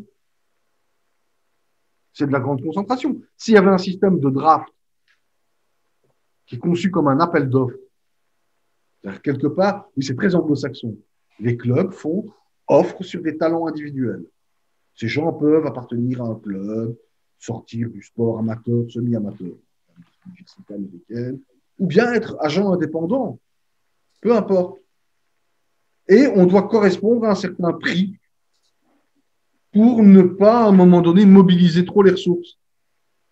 Eh bien ça, ce serait déjà beaucoup plus régulé que ce qu'on a en Europe aujourd'hui. En fait, si tu veux, avec la Super League, ces grands clubs voulaient tous les avantages de la NFL sans les inconvénients. Ouais. La ligue fermée, les bénéfices, et surtout ne rien partager avec qui que ce soit. Aucune régulation. Aucun organisme régulateur. Ça nous fait penser à quelque chose. Hein. Le... Non, au niveau économique, c'est les mêmes schémas, en fait, finalement, de concentration du capital, etc. Oui, oui. Ah, ils concentrent le capital variable que sont les joueurs. Donc, effectivement, bah ouais. Oui, non, ça c'est clair que le sport le plus dérégulé pour le moment, c'est le football européen. Une question, une question sur le chat, Xavier. On a parlé de faillite possible de certains grands clubs. Est-ce que c'est exact? Est-ce que c'est possible? Oui, oui, oui, oui, oui. Est-ce que le Real et le Barça pourraient faire faillite? Ils ont un gros volume de dettes, mais ils ont quand même gagné de l'argent et ils ont encore des capacités à aller chercher des liquidités. Mais pour moi, un club comme l'Olympique de Marseille en France, c'est-à-dire le plus grand club européen, l'Olympique de Marseille, en toute objectivité. Ça, parce que je serais éventuellement supporter de l'OM. Mais l'OM est à 2 doigts de la banqueroute, oui, ça c'est très clair. Et c'est des années de non-gestion et des années où on n'a plus fait de formation de joueurs. Et une fois qu'on a commencé à perdre des liquidités, on ne forme plus personne, eh ben, on achète des moins bons, on a moins de résultats, moins de sponsors, moins de fric. Et donc, même les moins bons, même les joueurs sub-top se cassent. Et puis alors, après ça, on commence à acheter des trucs, enfin, des paris. Certains ont un peu marché, mais ça fonctionne assez peu. Et à côté de ça, tu as des clubs. Alors, est-ce que ce serait un drame que ces clubs fassent faillite? Non, je pense qu'ils ont la base. Parce que l'argument des grands clubs qui voulaient créer la Super League, c'était on a la fanbase. C'est vrai, ils ont la fanbase. Ils peuvent aller en division 2 amateur ou en division 3. Pas trop loin quand même. Ils peuvent être. Ça va marcher. Ils auront du monde derrière eux. De toute façon, dans certains cas, les sélections nationales dépendent tellement en Espagne de ces 2 grands clubs que sont le Barça et le Real, que s'ils devaient être mis en faillite, il y aurait sûrement une solution qui serait trouvée pour un financement de long terme, moyennant évidemment une maîtrise des dépenses. Ça, je pense que ce serait tout à fait envisageable. Donc, faire faillite, je ne les vois pas. Maintenant, ce qui pourrait se produire, bon, tu sais, l'OM a un passé en France, un passif énorme. Tout ce qui peut arriver à l'OM, c'est finalement, on lui retirerait sa licence professionnelle pour 1 an, 2 ans, le temps de trouver un autre arrangement, une autre structure financière, un autre modèle économique, et l'OM galérerait peut-être 2 ans ou 3 ans avant de retrouver la Ligue 1. Ces grands clubs sont insubmersibles. Les Glasgow Rangers l'ont prouvé. L'OM le prouvera aussi. Par contre, c'est vrai, certains clubs qui ont peu de passé, peu d'histoire, peu d'attachement charnel avec une vraie base de supporters, s'ils devaient faire la culbute, ceux-là, on ne les reverrait peut-être plus jamais. Je vois quand même qu'il y a de gros endettements du côté du Red Bull Leipzig. J'y pensais. Ouais. L'AS Monaco aussi. Alors l'AS Monaco, franchement, si tu veux du football intimiste, c'est-à-dire le contraire du stade Vélodrome, tu vas au stade Louis II à Monaco. Ah oui, dans la fanbase, là, c'est pas même. Hein. Ah non, il n'y a personne. De temps en temps, s'il y a un riche anglais qui veut vraiment retrouver les sensations qu'il avait avant son exil fiscal et qui a une canette en main et qui est tout seul dans le temps. C'est vrai, j'ai vu ça, moi, au stade Louis II. Il était entouré de jeunes femmes qui buvaient du champagne. Lui, il avait une canette de Guinness en main. Il hurlait. Il voulait se retrouver comme en Angleterre. Mais un club pareil n'a pas de fanbase. S'il fait la culbute, il ne reviendra pas. Et là, j'ai presque envie de te dire, oui. Où est le drame? Je veux dire, ça concerne personne. Le stade Louis II, c'est l'antithèse même de ce qu'est un stade de football, les personnes. Je veux dire, c'est quand même le seul club qui a appliqué les règles Covid dès les années 70. Ouais, Non, mais c'est vrai, il n'y a personne. on peut le voir comme ça. Donc, donc, certains clubs vont disparaître parce qu'ils ont été créés de toutes pièces. Red Bull Leipzig. D'autres clubs vont peut-être retrouver de vraies structures de management. Hein. Bon, on voit clairement aujourd'hui. Hein, si tu prends Arsenal, par exemple. Arsenal, je vais te retrouver le nom de ces gens. Je l'ai su, mais ça Non, m'a fait un peu. je l'ai ici. Il y a juste que cette sonnerie m'énerve sur mon truc. C'est un groupe qui est basé à Denver. C'est un fonds d'investissement sportif. Bon, peu importe. Ces gens n'ont toujours pas compris comment fonctionnait le football européen. Donc, depuis qu'ils sont là, ça marche pas. Ils voient bien qu'il y a beaucoup de matchs, beaucoup de compétitions, un retour sur investissement qui est beaucoup plus faible qu'une franchise aux États-Unis. Et en prime, ils constatent aussi qu'ils doivent mettre, plus ils ont de mauvais résultats, plus ils doivent mettre de pognon sur la table pour avoir de meilleurs joueurs et retrouver des spectateurs et remobiliser leur fanbase. Ils ne comprennent pas ce système-là. Bon. Et en prime, quand ils veulent entrer dans une Super League qui ressemble à la leur, ils sont menacés de ne plus pouvoir déplacer leurs joueurs en Europe à cause du Covid par Boris Johnson. Donc ces types ont envie de se tirer. Et je le comprends. Ils n'ont rien compris à ce fonctionnement-là, c'est pas le leur, c'est pas leur culture de management sportif. Si Daniel Ek, qui est un fan d'Arsenal, attends, bon, le patron de Spotify, c'est pas l'abbé Pierre. Hein. Donc il va pas rentrer là pour dépenser tout son pognon. Mais il peut en allonger suffisamment pour relancer cette sonnerie. Je vais y arriver un jour. On a bientôt fini, hein, Xavier, de toute façon. Donc, oui, mais je n'y arrive pas. Et donc, si Daniel Ek vient et devient président d'Arsenal, il est prêt à envisager que la restructuration d'Arsenal peut durer plusieurs années, à condition qu'il ne perde pas trop d'argent. Mais il s'arrangera pour pas trop en perdre. T'inquiète pas. Quand on est le patron de Spotify, c'est on sait faire un franc, on sait faire 2 euros avec 1 euro. Mais il est prêt à, si tu veux, au long terme que supposent les compétitions européennes et leur structuration sur un mode qui est un mode où certaines mauvaises années, on peut vraiment tout perdre. On ne protège pas, on ne se protège pas comme on est protégé en termes d'accession aux droits télé, comme on l'est dans le cas de la NFL. Donc, les solutions, elles sont de ce côté-là. Voilà, je pense. Et là, la question du fair play financier, je crois aussi, juste pour terminer là-dessus, une fois que la déflation du football européen sera actée, plus personne ne parlera de fair play financier. Tout le monde sera contraint de le faire. Les revenus se seront réduits un peu comme peau de chagrin. Les masses d'endettement en face des revenus, ils seront là. Et il faudra vivre avec, et tout le monde devra vivre comme le Bayern ou le Borussia Dortmund. Hein. Sans nécessairement perdre de qualité sportive. Hein. À partir du moment où le niveau de valorisation des joueurs baisse partout plus ou moins de la même façon, il n'y a pas de danger que tous ils aillent signer au Barça ou au PSG. De toute façon, on ne peut jamais en aligner que 11 en même temps.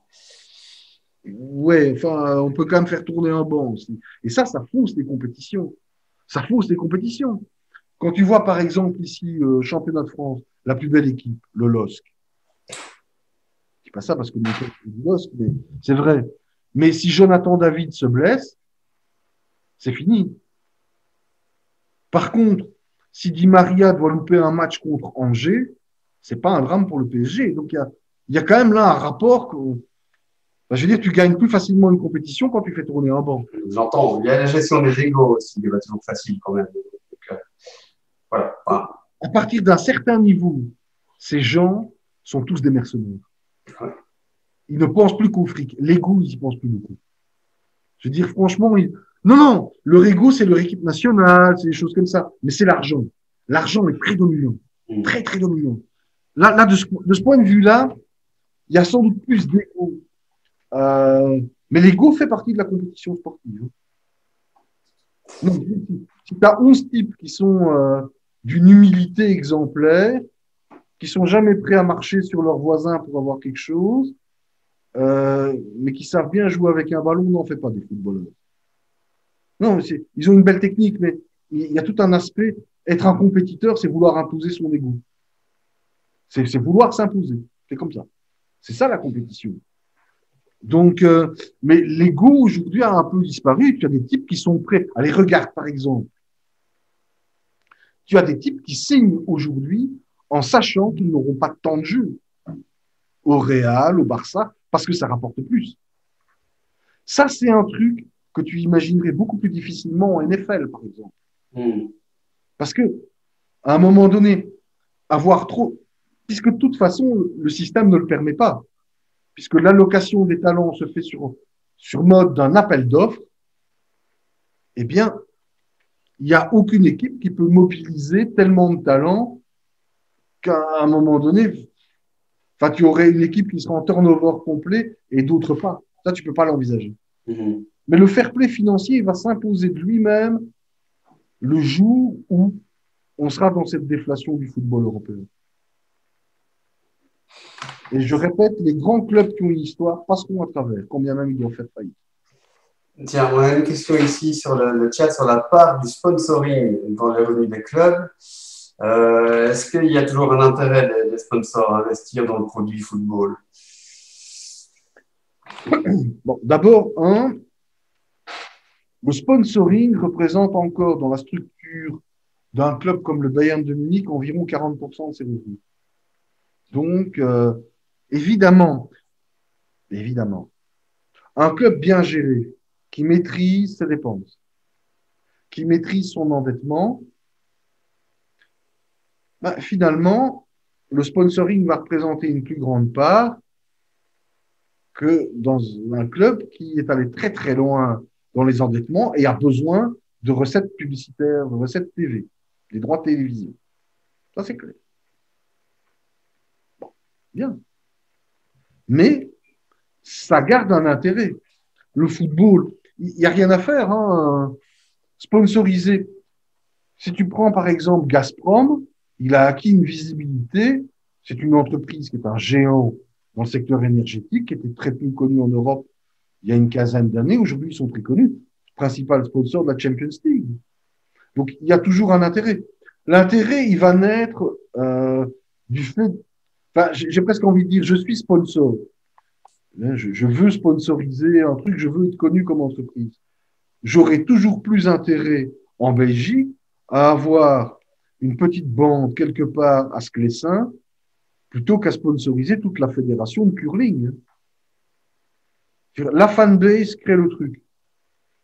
Alors évidemment, et ça va même tellement loin l'exposition au football, qu'il y a encore quelques années, un club comme Leipzig est racheté par Red Bull et le nom du club devient le nom de la marque. Et c'est même pas une première en Allemagne, puisque le Bayer Leverkusen existe depuis un siècle quasiment. C'est la firme Bayer. Bayer Leverkusen. Donc, le nom de la marque, il est là. Et une pratique récente aussi, ces dernières années, c'est le naming, le fait de renommer les stades, Anderlecht, l'Autopark, par exemple. Oui, c'est ça. Ou au Bayern, je pense, ou à l'Ajax, ou à Genk aussi. Oui, on donne le nom du stade. Ou à Gand, récemment. C'est un nom de marque. Ouais. Donc, il y a un intérêt des marques pour le football. Ça, il ne s'est pas démenti. Ce sont deux univers qui continuent à très, très bien coexister. Ah, attends, j'ai une remarque sur le chat par rapport à la NFL. Ne pas oublier non plus que le foot américain est bien plus un sport d'équipe que le soccer. Voilà. Pour avoir regardé des matchs de foot américain, est-ce que le soccer est plus un sport d'équipe ou pas? Le foot américain plus que le soccer. Remarque de Pierre Durand qu'on salue.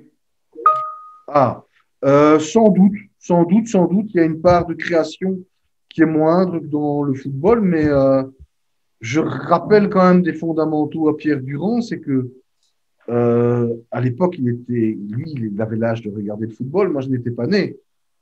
La somme des individualités de la RDA en 1974 n'a pas vaincu, il a été vaincu par le collectif est-allemand, qui était beaucoup moins coté à l'époque. Donc, il y a quand même des grands phénomènes collectifs, hein. Les grandes équipes ne reposent pas sur un seul joueur. Ça, il faut Maradona à Naples, mais il faut aussi Carl Neva, les Ferrara et toute cette masse de grands joueurs. C'est un sport collectif tout aussi collectif. Et à mon avis, tout aussi imprévisible que le football, ils sont tous les deux imprévisibles, le collectif peut faire la passe en avant qui déstabilise la défense adverse. Contrairement au rugby, qui lui est un sport beaucoup plus collectif, puisque la passe va vers l'arrière et les lignes sont fixées. Et d'ailleurs, les schémas de jeu, que ce soit du football américain ou du football européen, varient d'une équipe à l'autre. Tu as des équipes dans lesquelles, finalement, c'est pas tellement le quarterback qui fait le jeu, c'est plutôt un ailier des équipes de la NFL. Alors que le dispositif tactique des joueurs sur le terrain, dans un sport comme le rugby, qui lui est beaucoup plus collectif, est complètement fixe. Chacune des équipes a la même disposition sur le terrain. Donc, non, je sens pas cet argument-là. Oui, et puis il y a la part d'accidents heureux ou malheureux selon la position qu'on adopte, mais un but comme celui de Kevin De Bruyne hier, il n'était pas censé en être un. Donc, je ne sais pas si tu l'as vu, le centre qui n'a jamais trouvé de preneur, ça n'arriverait pas dans d'autres sports comme ceux qu'on vient de citer. Ça, c'est clair. Là, par contre, c'est juste. Là, ça n'a rien à voir avec le caractère collectif de la discipline. Il y a une part d'imprévisibilité aussi dans le football. Il y a une part d'imprévisibilité qui est plus grande. Est-ce que c'est parce qu'on fait les passes à terre? Et donc là, il y a la question du revêtement.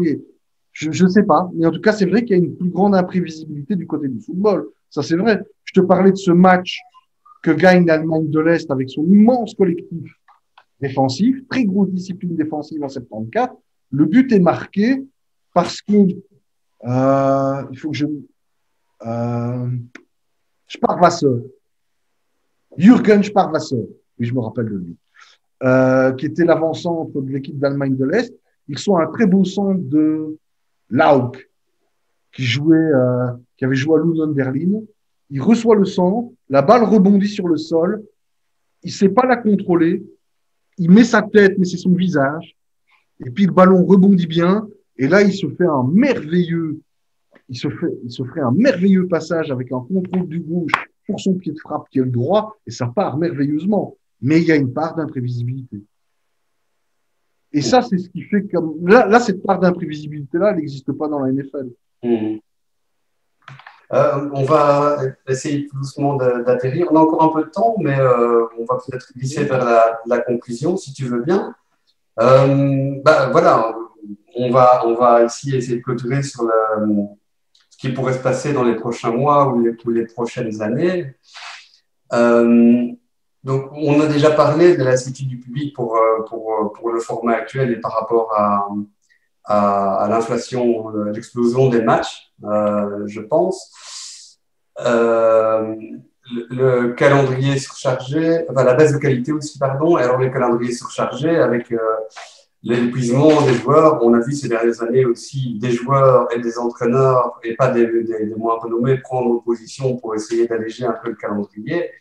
Il y a une statistique ici très intéressante, c'est qu'en Angleterre, cette saison, après 8 matchs de championnat, 2020-2021, on recensait déjà 86 blessés. Donc une augmentation de 42% par rapport à l'année précédente.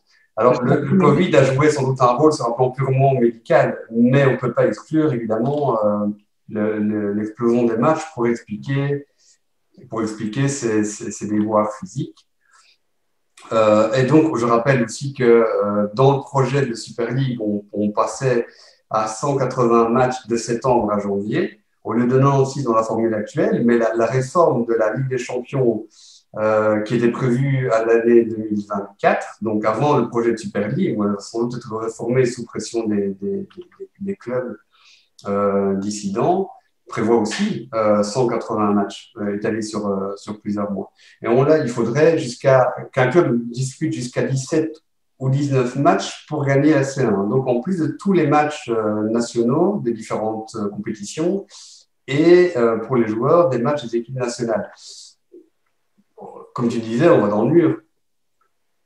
C'est-à-dire que de toute façon, tu as alors, on va dans le mur parce que les joueurs vont souffrir.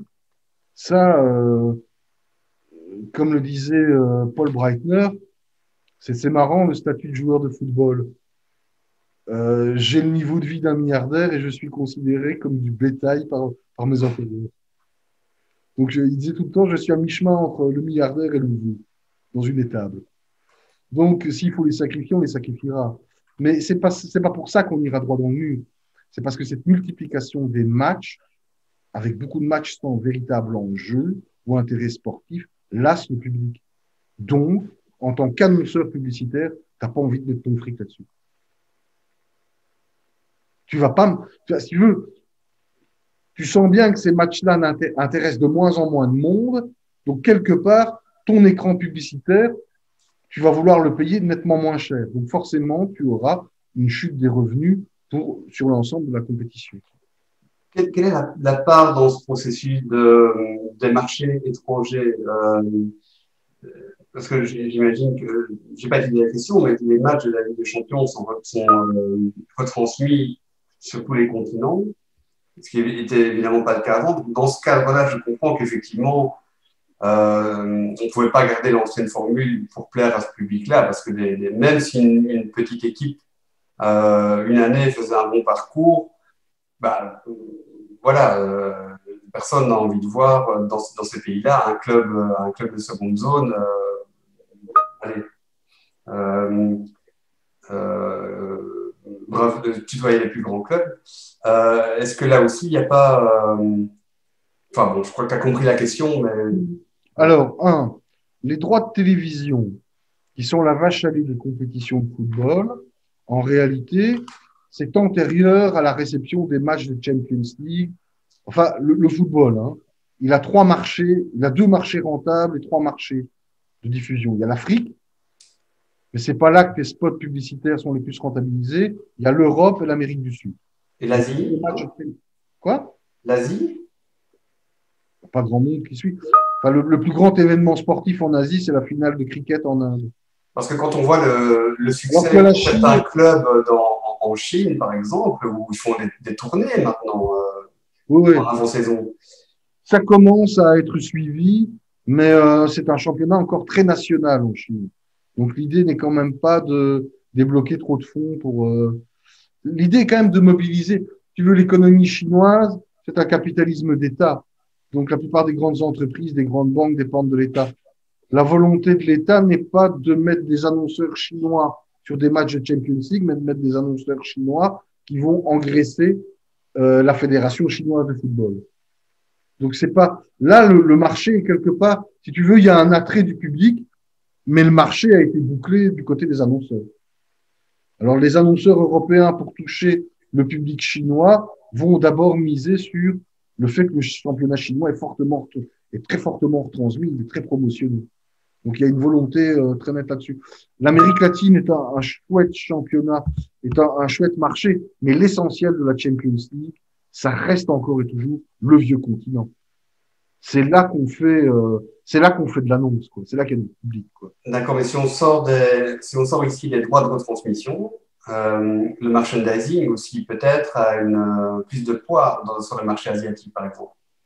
J'ai pas d'idée là-dessus. Maintenant, le marché asiatique, si tu me parles de l'Asie, tu vas me parler essentiellement de la Chine et de l'Inde. J'exclus déjà pour tout le sous-continent indien un intérêt réel pour le football. C'est le cricket qui les intéresse. Alors, tu n'as pas tellement de monde dans le monde arabe, en plus qui est divisé entre l'Asie et l'Afrique. Ah oui, l'Afrique du Nord. Donc là, je l'exclus un peu, mais il n'y a pas tellement de monde en Asie là-dessus. Donc c'est vrai qu'il y a la Chine, mais la Chine est surtout intéressée par son propre championnat, même s'il y a un intérêt réel pour la Champions League. Mais tu n'auras jamais en Chine ce que tu observes, par exemple, en Amérique latine. Attends, j'essaie de virer le soleil. Voilà. Tu n'auras jamais ce que tu as en Amérique latine, où tu as parfois 4 matchs de Champions League sur la semaine. Hein. C'est beaucoup plus contingenté côté chinois. Ça l'était plus. Je ne sais pas si ça n'a pas évolué de ce côté-là. Mais les Chinois ont vraiment envie de faire émerger un championnat à eux. Et donc, à la limite, c'est pas tellement le football européen qui doit arriver à eux. C'est les footballeurs européens. C'est une stratégie quand même très différente. C'est-à-dire que tu fais venir les joueurs, quoi. Bon, on l'a bien vu ces dernières années. Pardon? On l'a bien vu ces dernières années. Oui, oui, ils font venir les joueurs à eux. Avec des joueurs d'ailleurs qui sont encore Oui, au sommet de leur carrière, qui vont faire 2 ou 3 ans en Chine et reviennent après Axel Witsel. dans les meilleurs championnats européens. Axel Witsel. Oui, Carrasco aussi. Oui, oui. Non, non, maintenant, eux, ce qu'ils veulent, c'est vraiment faire vivre leur championnat, hein. Donc, et donc, à la limite, faire en sorte qu'il y ait un maxi, que les annonceurs locaux chinois, qui représentent quand même une masse importante, enfin, du capital des industries présentes sur place, développent d'abord le championnat national.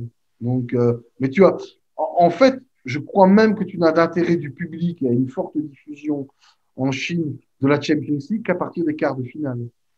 Mm. Alors que tu peux clairement voir des matchs Werder Bremen contre Legia de Varsovie, tu peux les trouver via une chaîne payante en Amérique du Sud. Mm. Mais l'essentiel de la Champions League, ça reste le continent européen. Faut pas sortir de là. On a marchandisé le football avant même qu'il y ait cette internationalisation des moyens de radio-télévision. Donc, les droits de télévision, ça a d'abord commencé, en passant sur les championnats nationaux. Parce qu'à milieu des années 80, c'est toujours la C1, la coupe des coupes des champions qui existent à l'ancienne. Celle où Anderlecht ou Bruges pouvaient briller, quoi. Mm. Sur quelques malentendus. Bon, quelle perspective alors, selon toi? Bon, tu l'as déjà dit, mais peut-être que ce sera notre conclusion. Mais je pense qu'on peut tous souhaiter ardemment la grande déflation qui va toucher le monde du football européen. Parce que je crois que ça va ramener à un moment donné, ça va ramener l'idée qu'il faut quand même nettement moins de matchs, plus de matchs en jeu. Et sans doute que dans cette réforme-là, dans cette déflation-là, on voudra moins de matchs, mais on va beaucoup plus, contrairement à ce qui se faisait avant, hiérarchiser les championnats. Ça, c'est clair. Tu peux pas avoir, parce que si cette réforme du championnat anglais existe, tu peux pas avoir un championnat avec les 10 meilleures équipes d'Angleterre, plus les Rangers et le Celtic Glasgow, qui vont essayer, qui risquent d'être éliminés, alors que c'est quand même, ces championnats resteront bien dotés. Et donc, avec quand même, ça mettra en jeu d'autres sommes qu'il y a 40 ans. Hein. Ça, on ne va jamais retomber dans le niveau du football des dépenses d'il y a 40 ans. C'est pas possible. Ça, c'est pas vrai. Elles voudront faire en sorte de ne pas être éliminées au premier tour sur un coup de malchance par l'équipe, l'avant-centre guatémaltèque que personne ne connaît et qui joue super bien à Nicosie, à Chypre, quoi. Ça, c'est pas bon. Donc ça, c'est ce vers quoi on va se diriger. Mais on aura moins de matchs et ils seront plus intéressants. Hiérarchiser les championnats me semble quand même moins injuste que d'hiérarchiser directement les équipes. Mm-hmm. Il y a une logique sportive derrière ça, quand même. Je veux dire, je te dis, tu prends les championnats, les équipes qui ont été championnes du monde en Europe, c'est les Anglais, les Espagnols, les Italiens, les Allemands, les Français. Ces 5 championnats-là sont des championnats à haute valeur sportive ajoutée. Donc, tu auras moins de matchs, tu auras sans doute un premier pool. C'est comme ça que va la logique pour le moment de marchandisation. Tu aurais une première phase où les petits championnats s'affrontent, et il n'y aura pas beaucoup d'argent, parce qu'il n'y a pas une grosse fanbase. Et après ça, ceux qui seront qualifiés auront le droit d'affronter les grands champions avec des vrais fanbases. Je veux dire, si tu prends Arsenal, je crois qu'Arsenal doit avoir, je sais plus, les fans se comptent par millions. En Afrique, Caraïbes. C'est hallucinant le nombre de fans qu'ont ces clubs, quoi. Donc, là, tu auras de la fanbase. Et ce ne sera pas spécialement au détriment des clubs un peu méritants et qui investiront dans leur formation, parce qu'ils n'auront pas les moyens d'acheter des joueurs. Ça, c'est vrai. Mais les clubs méritants seront ceux qui investiront sur leur formation et qui iront après ça en deuxième round, en deuxième tour de cette grande coupe européenne, iront bénéficier quelque part de l'audience, de la fanbase de ces grands clubs et donc des retombées publicitaires. Je crois qu'on se dirige vers ça et peut-être que la volonté de diminuer les matchs dans certains championnats va aller de pair avec le fait de fusionner certains championnats. Écosse, Angleterre, pourquoi pas la Benelux? Moi, franchement, voir l'Ajax jouer, voilà, ça a du sens, quoi. Pour l'Ajax Amsterdam aujourd'hui, l'Ajax ne peut plus, et on l'a bien vu il y a 2 ans. Quand bien même ils ont une très bonne formation, elle continue à être là, ils n'arrivent pas à garder leurs joueurs. Donc leur championnat national ne leur assure plus les revenus qui leur permettraient d'éventuellement survivre comme club de légende, ce qu'est l'Ajax, au niveau européen. Donc il n'y a rien à faire. Des réformes des championnats nationaux, elles vont intervenir dans ces conditions. Bon, est-ce qu'un jour il y aura le Benfica, Porto, le Sporting de Lisbonne dans un grand championnat de la péninsule ibérique? Pourquoi pas? Pourquoi pas? Quand tu vois, allez, sérieusement, les équipes comme Porto, une partie de leur saison se joue aussi devant des équipes qui ont un niveau Division 2, qui jouent plus, qui auraient un niveau Division 2 en Espagne ou en Italie, et tu risques de te blesser, de perdre ta valeur de joueur, d'être handicapé dans ta compétition européenne parce que tu joues.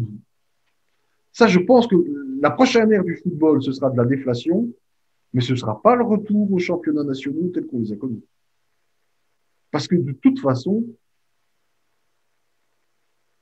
le volume des bilans des clubs de foot, il ne va pas revenir au niveau qu'il était il y a 50 ans.